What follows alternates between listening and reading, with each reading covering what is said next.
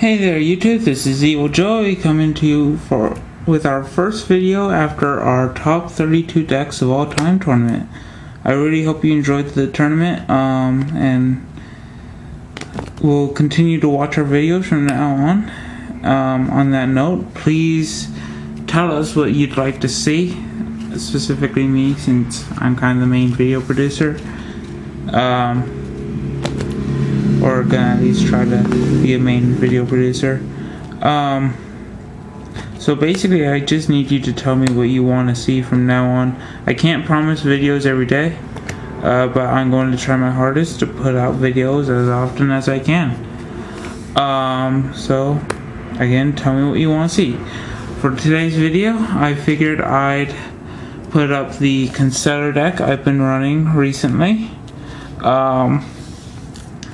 Quick note, this is just kind of a put together deck, so if you're like, oh, why are you running this? When I was just kind of throwing it together, it seemed like a good card, and for the most part this deck's been doing pretty good, for the most part.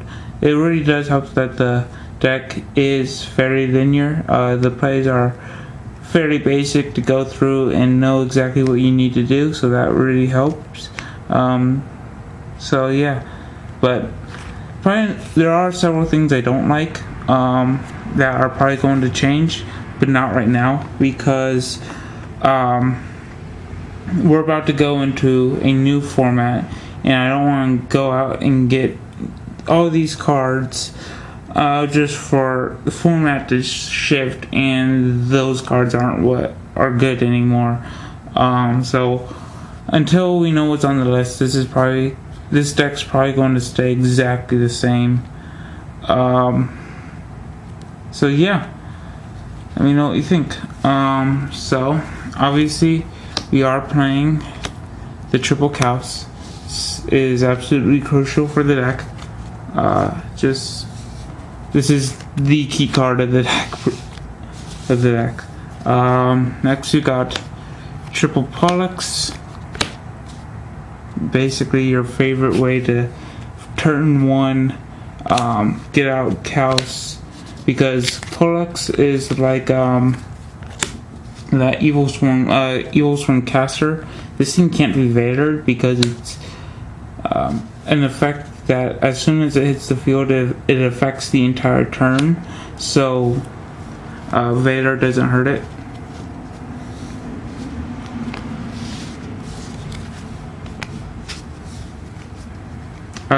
Then we got triple Sombre. I don't think I really need much explanation. It's Kirkion for Constellars, and just allows for constantly getting back the Chaos, and can also allow you to get back Polluxes if you've got another card in hand, so that you can easily get 3 monsters onto the board. So yeah.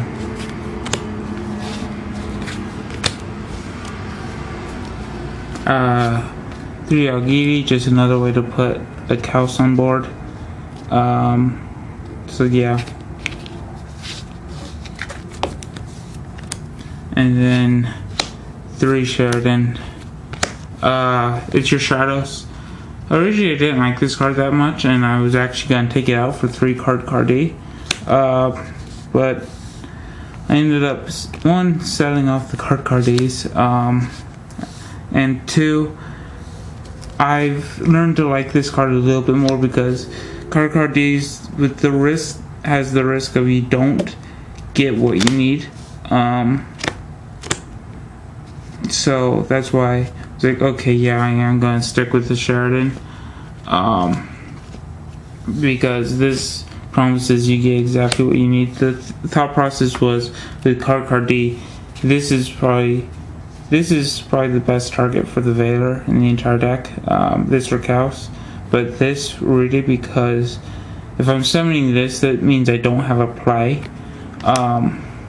Well, so if it's gonna get, so with Cardi and this, both are likely to get Vadered, but with this I only get 1 card, and with Cardi I get 2 cards. That was the thought process. I really not the biggest fan of this card, and it's not because of the low attack points. This thing's attack points could be 0 for all I care. If this thing was level 4, it'd be amazing. That's how they balance this card, is they made it level 3. If it was level 4, this thing would be god tier. Like, seriously.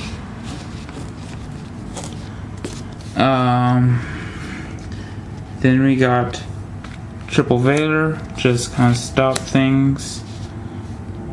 That's pretty much it for it.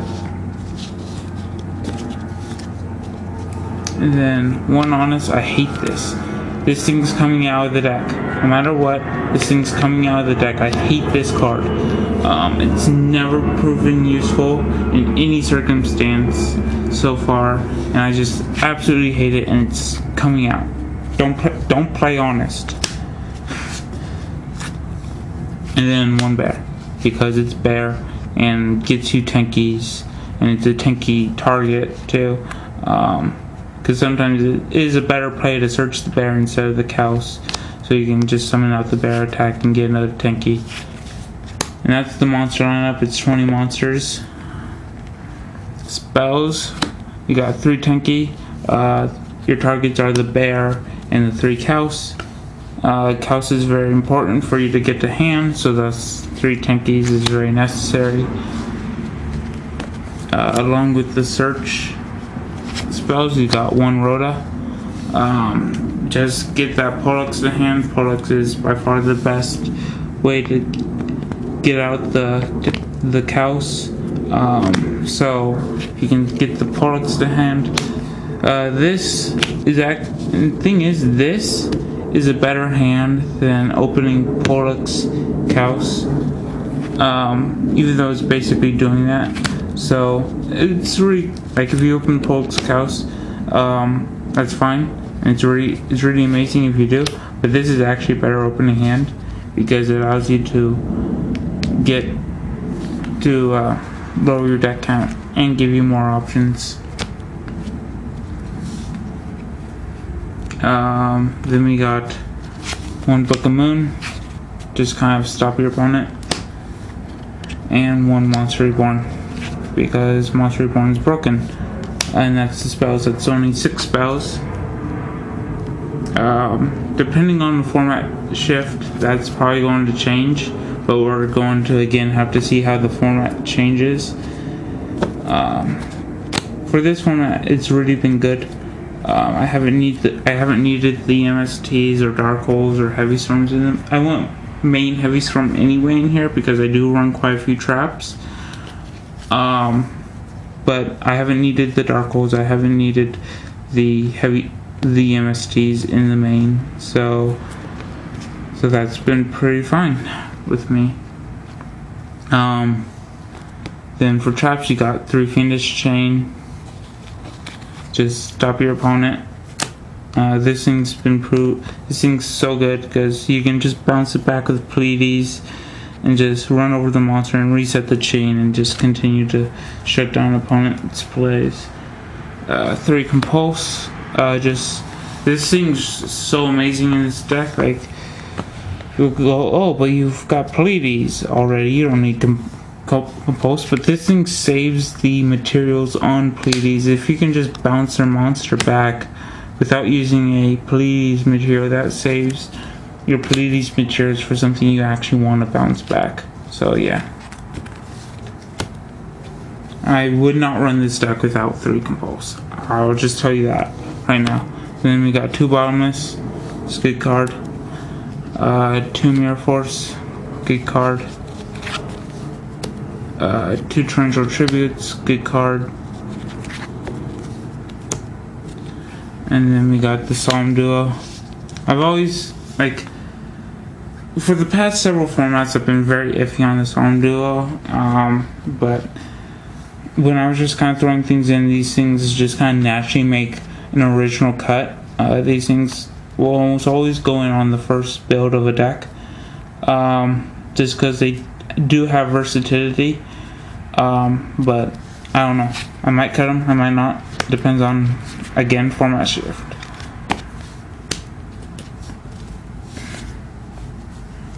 Then for extra deck, we got a bunch of Ixies. That's all that's in here. We got one Cowboy, one Emerald, one Chain, one Maestroke, which if I still had an Abyss Dweller, that's what this would be. This would be Abyss Dweller. But I don't have Dweller anymore. I can get one pretty easily though. One Diamond Direwolf, one Starliege, one Shockmaster, two Constellar Omega, 3 Constellar Pleiades. I love this card so much. I think this is a must at 3.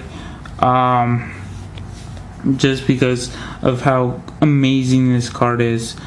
Just constantly being able to get stuff off the field. If you can get multiples on this on the field, you've pretty much won you've pretty much won that game if you can get multiple Pleiades on the board at once. So yeah, it's just so good. And then we got one Volcasaurus, one Tommy's in 7. I feel like you only need one, so that's what I run. I feel like you only need one, and then one Gaia Dragon, because when you can always make a Pleiades. If you've used up your M7, you can make it into Gaia, or if you go into Volcasaurus, you can make it into a Gaia. For side, you got 3 Fossil Dino. It's okay. It was just something that made the side deck when I was like, I need cards so that I can play side events, and it's a good card. It's Jaugen for non-spellbook decks, so I mean it's a good card. It's helped on a couple of occasions, not a ton, but it's helped on a couple of occasions. 2 Drone Rockbirds. I haven't ever drawn this card. I only tried against Prophecy, and I've never drawn the card, so who cares. This is where I keep my 3 MST, just in case I face a trap heavy deck like Heroes, Constellar, Evil Swarms, Firefists. I can just side them in with these. 3 Mind Drain in case I face dragons. 2 Imperial Iron Wall in case I face Meta, and 2 Shadow Imprisoning Mirror in case I face Infernity or Dark World. And that's the deck. Tell me what you think. Again, probably not gonna make a ton of changes to this right now, even though I really do see a lot of things that need to change. And trust me, I see them too. But probably not going to change the deck too much right now, because we are approaching ban this season and we don't know what about the meta is going to change. Most likely Dragons and Prophecy are going to go down, because Konami does need to sell the next Forever sets, so they do have to take those off down a notch. But we don't know what else is going to change. We could be going into a slower format. We could be going to an even faster format somehow. We'll have to see. We'll have to wait and see. Until then, tell me what you want to see from upcoming videos, and I'll see you later. This is Evil Joey, Team Medium, and we're out.